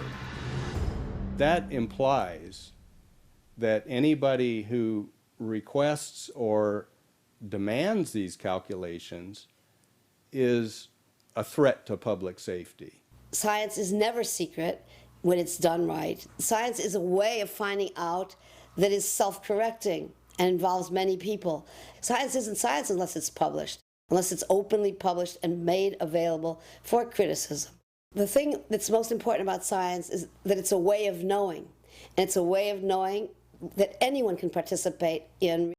At the end of any kind of science activity, people will agree that they have collected evidence that illustrates a hypothesis, and if the evidence is contradictory to the hypothesis, one has to abandon that hypothesis and look for another one. The explanations from FEMA and from NIST don't add up, but there is enormous circumstantial evidence, circumstantial and actually physical evidence as well, that would lead us to a different conclusion. And the conclusion is controlled demolition. It was a shame that after the collapse that a forensic unit, a forensic engineering unit didn't go into the debris and try to find at that time why the towers had collapsed. I'm sure there was other evidence that could have given a better indication at the time that there was something else wrong. Any honest investigator would be looking at this and looking for explosives and so forth. The NIST investigation didn't go there. They just would not look for explosives. There have been explosives found in the dust and the debris, but this has been the work of independent researchers, not NIST. And the physical chemistry of everything that I wrote about is consistent with no other hypothesis. And all of the testimony of eyewitnesses, all of the video evidence supports only controlled demolition as the cause of all three World Trade Center buildings' destruction. You don't have to be a chemical engineer to question that official story. It's very, very obvious. Both Building 7 and the towers were brought down by demolition. It couldn't have been any other possible way. That conclusion I come to based upon, first of all, my training and my education, particularly my experience in blowing up major structures that had been designed to withstand blasts. The experience that I had gained in the military and as an engineer was irrefutable. Those buildings were brought down by explosives. So the preconceived notion of NIST is that there's no evidence for explosives, and so there's no point in looking. That is the most unscientific thing that you can possibly think of, not to look because you don't expect to find evidence, and in fact the evidence is overwhelming. They state these conclusions for which there's virtually no evidence, and then they ignore conclusions that can be drawn from the evidence. It is my opinion, as a former 12 Bravo combat engineer, well trained in the use of explosives, that this building, all three buildings, were brought down as a result of controlled demolitions. Elevator company personnel had 24/7 access to the shaft switches for normal time in the evening and early morning hours when they perform their maintenance. And of course, their access to the elevator shafts gave them total access to the surrounding core columns, the interior of the core columns. It took some kind of consciousness raising on my part before I was willing to look at the possibilities. And really, you need to go where the evidence leads. We know we've been lied to about 9/11. We don't know for sure who did it. We don't know exactly how they did everything. And that's why we need a new investigation to find out. But in the meantime, there are things we do know. We do know that there was a massive cover-up, that there was evidence hidden and destroyed. And given these conclusions, what remedy do these professionals recommend? The 3 skyscrapers were taken down in a controlled demolition. And all we're asking for is a new investigation. And the NIST also will investigate the dust for remaining explosives. At Firefighters for 9/11 Truth, that's what we're asking for, is we're asking for an investigation that follows national standards. I'm Jody Gibbs. I was licensed for general building and heavy construction as well as architecture over 35 years ago. I was educated at Yale University, the Harvard Graduate School of Design, the Yale Graduate School of Art and Architecture, and I taught at MIT as an adjunct faculty for a number of years in the Graduate School of Architecture. My reasons for looking and demanding and urging people to see that we get a judicial investigation are really very simple. No high-rise steel structure has ever been destroyed by a fire in the history of construction. We have eyewitness testimony of firemen, policemen, news reporters, and occupants of the building to explosions, an enormous number of eyewitness testimonies. Fourth, the buildings fall at a speed which can only occur if the structure has been removed, the vertical structure. We also now have the evidence of thermite and thermate explosives. Most of these things were not even mentioned in the 9/11 Commission report. It's for this reason I urge all architects and engineers to look into the matter, look at the evidence that is available, and sign on to the demands of architects and engineers for 9/11 Truth in demanding that we get a judicial investigation. I signed the petition for architects and engineers for 9/11 Truth because I felt it was an organization trying to get at the truth of what in fact actually happened, what brought those buildings down. So what I'm looking for is a new investigation where all of the original information and tests and hypotheses are re-examined, as well as the ones that have surfaced since, the new ones, including the allegations of controlled demolition. I don't think any of us are pointing fingers at this time. We're just saying, let's reopen it. Let's look at it objectively. Let's look at the evidence, not these fabricated computer models and hearsay and all these predetermined conclusions. Let's really open it up again and investigate this thing properly and then come to conclusions.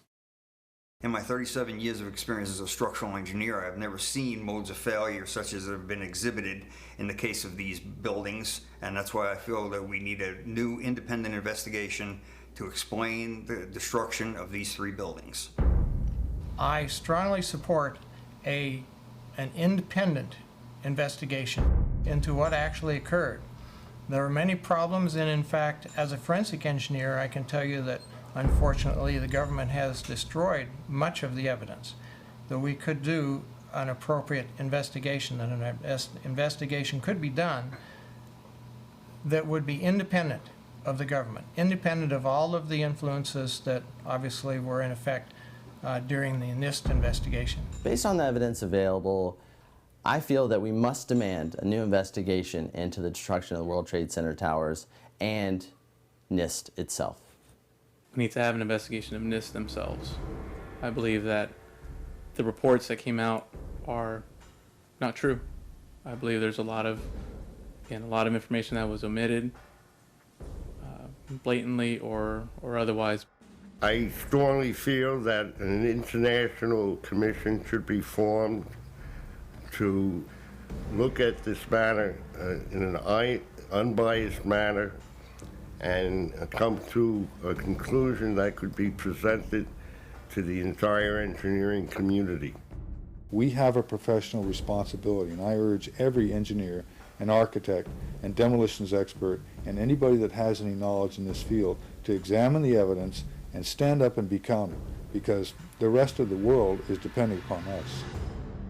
I would like to see a real investigation. I'd like to see people on the inside who really know what happened. I'd like to see some of those come out. There's some very good scientists, I'm sure, at NIST, and their life's work is getting distorted and used for political purposes. What happened on 9/11 is not something that is just going to go away. This is very pertinent to us today. I wish to further the investigation, and I want to make a difference because I want this to be a safe and better place for my children. I signed the petition on the Architect and Engineers 9/11 Truth website mainly because I wanted to stand behind the families that lost people on 9/11. The 9/11 Truth movement was started by the families that lost loved ones on that day, and they were all out there alone screaming for help, and our own country was ignoring them and ignoring their needs and not taking care of them the way we should have after that happened. We have not been told the truth, we deserve the truth, and so did the victims. We need to come together again as a country. I believe that this one event split our country in half. And the only way we're going to come back together is to reopen the wound, talk about this in an open dialogue. Most of us who have lived with the events of 9/11 have, as a result, experienced some kind of trauma. It can be very difficult to come to terms with what actually happened at the World Trade Center. In fact, someone told me recently, "I wouldn't believe what you're telling me even if it were true." Our petition signers with psychological expertise have stepped forward to offer their insight. While this segment is clearly outside the knowledge base of the architects and engineers for 9/11 Truth, these experts in psychology highlight their valuable experience for us as to why this evidence can still be so difficult for people to accept. At this point, we have 9 years of hard scientific evidence that disproves the government theory about what happened on September 11th, and yet people continue to be either oblivious to the fact that this information exists or completely resistant to looking at this information. So the question becomes why? Why is it that people have so much trouble hearing this information? From my work, I think we would be remiss not to look at the impact of trauma. My name is Marty Hopper, and I'm a PhD clinical psychologist. I've been working and living for the past 30 years here in Boulder, Colorado. For the past 11 years, my work has focused on helping people who have experienced personal trauma. Now, as we know, the horrors of what happened on 9/11 were televised all over the world, and they were televised, in fact, live. We witnessed the deaths of almost 3,000 of our fellow Americans. We know this had a very severe and traumatic impact on a large majority of the population. I myself cried for weeks after September 11th. A friend of mine who is a psychologist in practice here in Boulder said that her caseload increased tremendously after 9/11, and people that she hadn't seen in 10 years were coming back into her practice. So I think it's safe to say that collectively as a nation, because of what happened on September 11th, we experienced trauma. I'm Fran Schur, and I have a master's degree from the University of Colorado. I've had a private practice as a psychotherapist and as a licensed professional counselor for about 20 years. Why do people resist this information, the information that shows that the official story about 9/11 cannot be true? What I've learned is that as humans, each of us have a worldview, and that worldview is usually formed in great part by the culture we grow up in. When we hear information that contradicts our worldview, social psychologists call the resulting insecurity cognitive dissonance. For example, with 9/11, we have one cognition, which is what the official story of 9/11, what our government told us, what our media repeated to us over and over, that 19 Muslims attacked us. On the other hand, we have what scientists, researchers, architects, engineers are now beginning to tell us, which is that there is evidence that shows that the official story cannot be true. So now we've lost our sense of security. We are starting to feel vulnerable. Now we're confused. 9/11 Truth challenges some of our most fundamental beliefs about our government and about our country.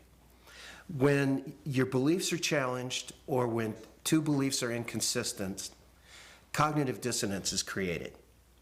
9/11 Truth challenges the beliefs that our country protects us and keeps us safe and that America is the good guy. My name is Bob Hopper, and I have a PhD in clinical psychology from the University of Cincinnati. For the past 29 years, I've been a licensed PhD clinical psychologist in Boulder, Colorado. When your beliefs are challenged, fear and anxiety are created. In response to that, our psychological defenses kick in, and they protect us from these emotions. Denial, which is probably the most primitive psychological defense, is the one most likely to kick in when our beliefs are challenged. I'm Danielle Dupré, PhD, originally from Switzerland, where I studied psychology and psychoanalysis. For the past 15 years, I've been empowering people who have experienced significant trauma. America is a powerful nation. It has never been attacked.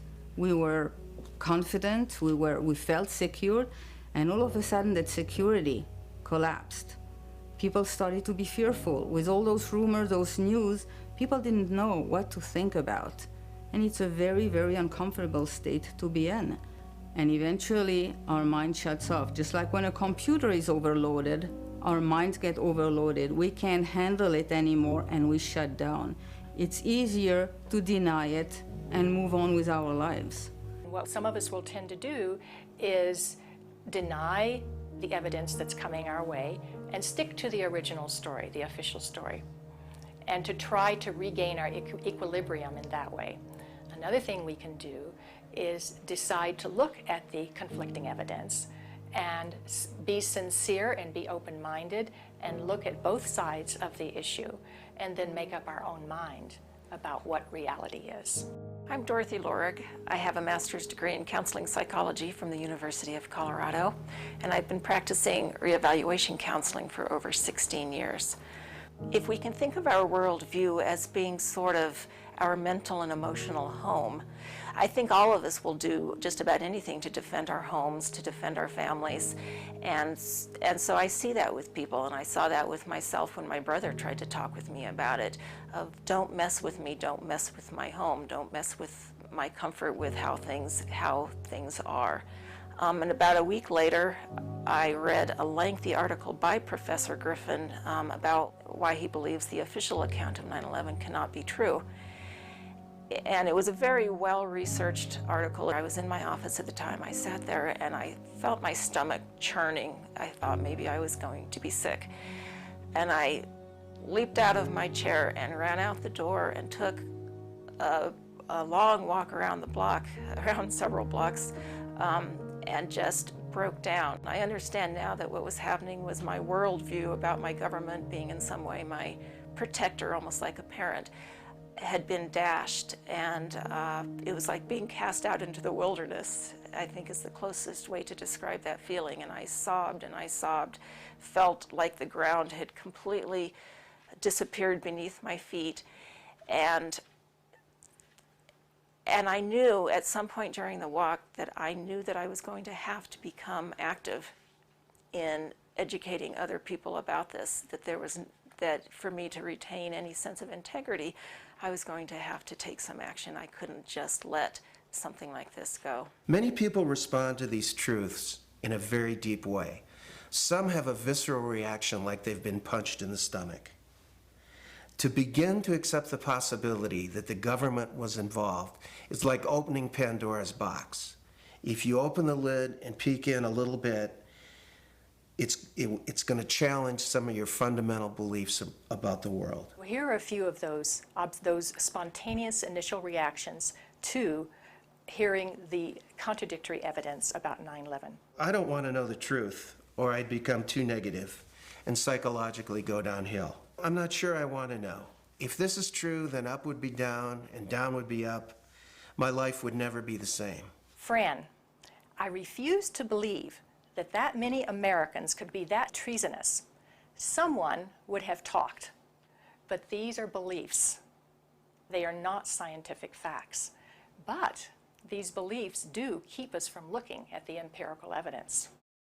I'm David Ray Griffin. I taught philosophy of religion and theology at the Claremont School of Theology and Claremont Graduate University. I published about 35 books in my field, but then starting in 2004, I started publishing about 9/11, and since that time I have published 10 books about 9/11. You have empirical people who will simply say, look at the evidence, and if it's convincing, I will change my mind. Other people are paradigmatic people. They have a paradigm.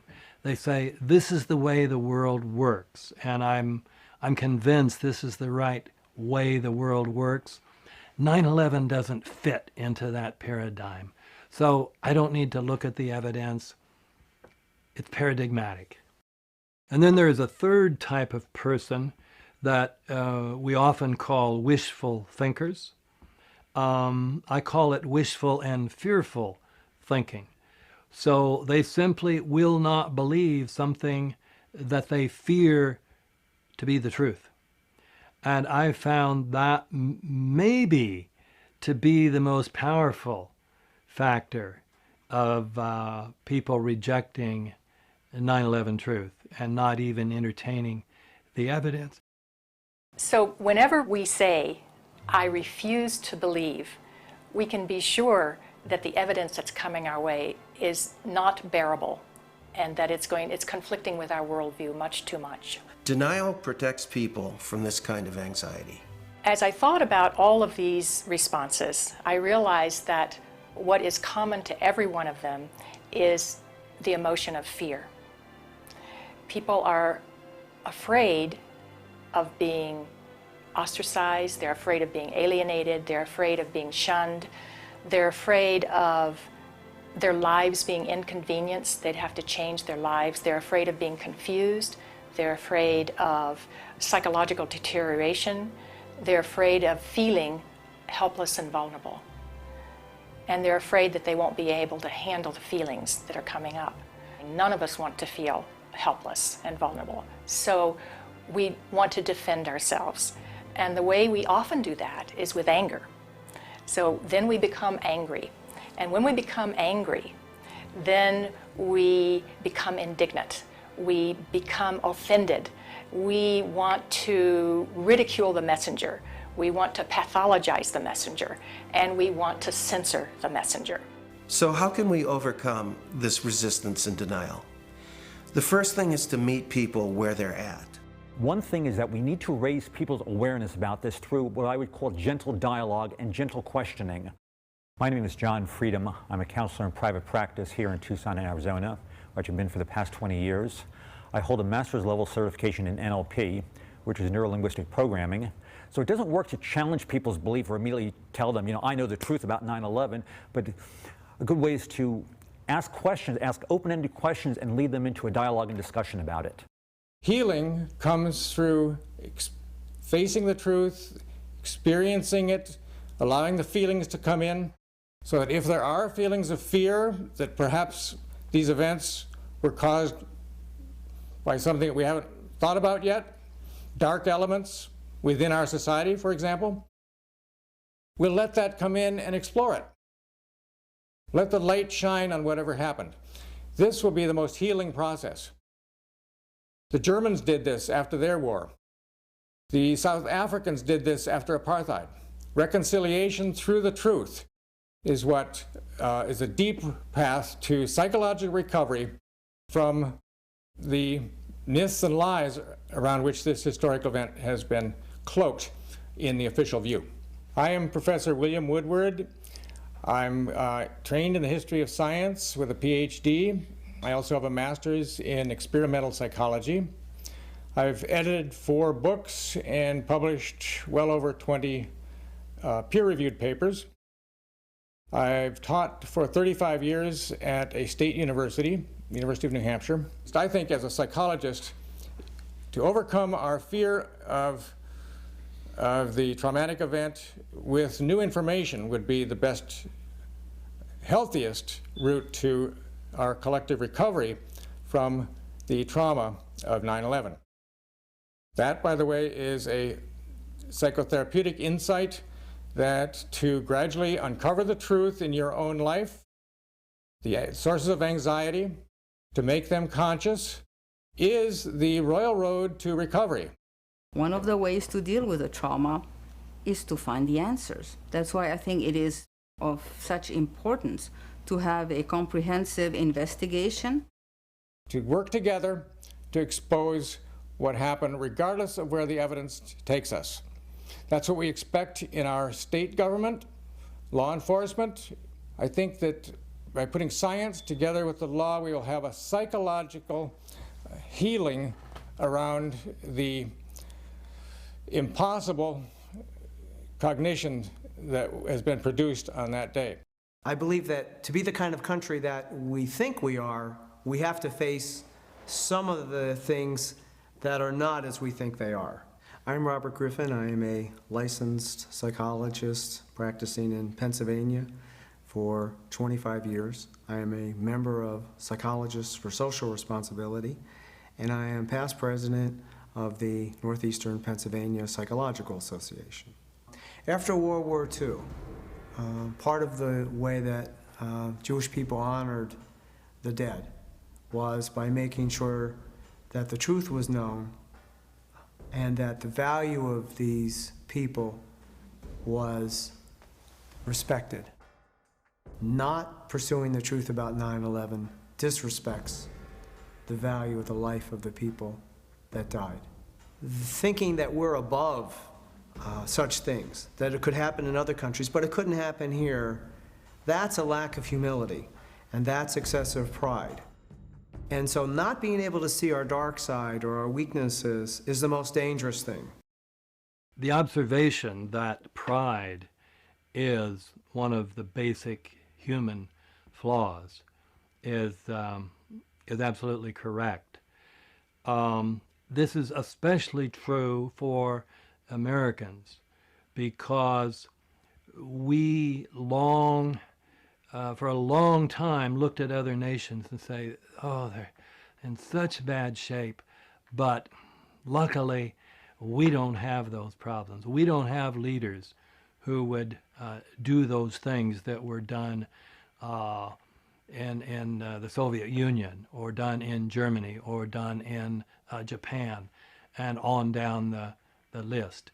So this is a type of pride that Americans have. A feature of American history that makes us particularly liable to this pride is this notion that's called exceptionalism, that America is the exceptional nation.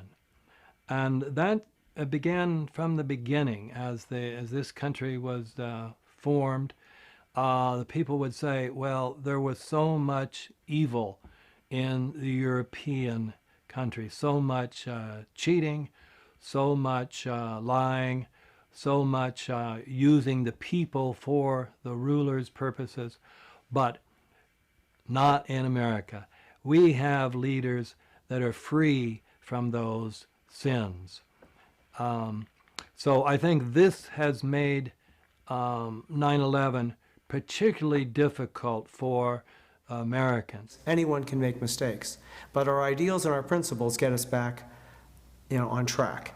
This is one of the defining issues of our time. So we need to understand that questioning is patriotic. Questioning is what we're supposed to do as citizens. That's our duty. When we come to the national level, when something like 9/11 happens, we need to be sure that we have a real investigation into who the perpetrators are, and then we need to be sure that those perpetrators are held legally accountable. It's part of the healing process on the individual level as on the collective level.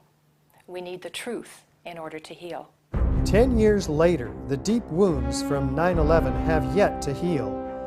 Nothing hits closer to home than the loss that these family members continue to endure, along with the torment of their unanswered questions. My name is Bob McIlvaine.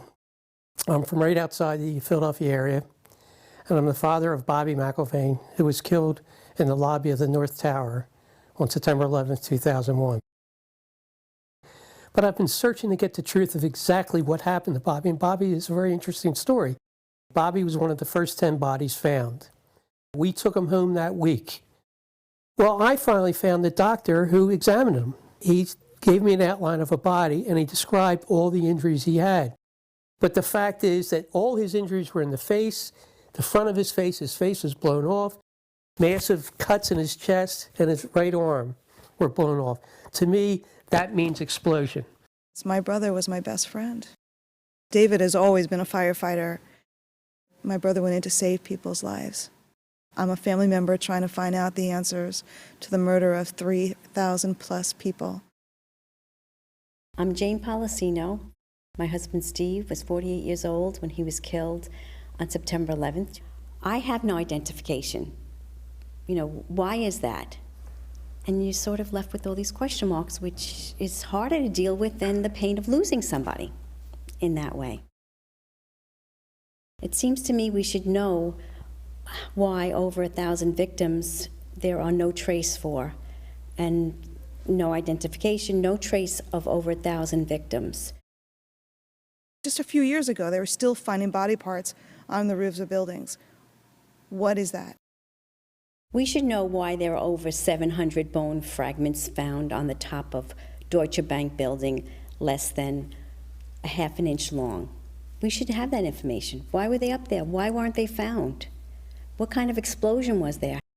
And the explosions were brought up many a times, talking to firemen, talking to medics, talking to everyone. Everybody talked about these explosions. I want the officials that are in power to ask the questions. I want answers. We never had answers. Nobody ever stopped to have a scientific investigation. Please look at architects and engineers.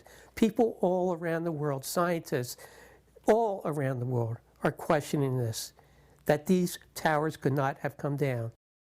But when you bring science into the equation, that's so important because you can't argue against science. And there's some deep, deep explaining to do. The bottom line is that it needs to be investigated properly. The forensic evidence that you've seen is very real. New light has been shown. A third beam now reaches into the pitch black sky and stands in for the still officially unexplained free-fall destruction of the World Trade Center Building 7. The obvious dark truth about Building 7 may very well provide the key to justice for the victims of the destruction of the Twin Towers.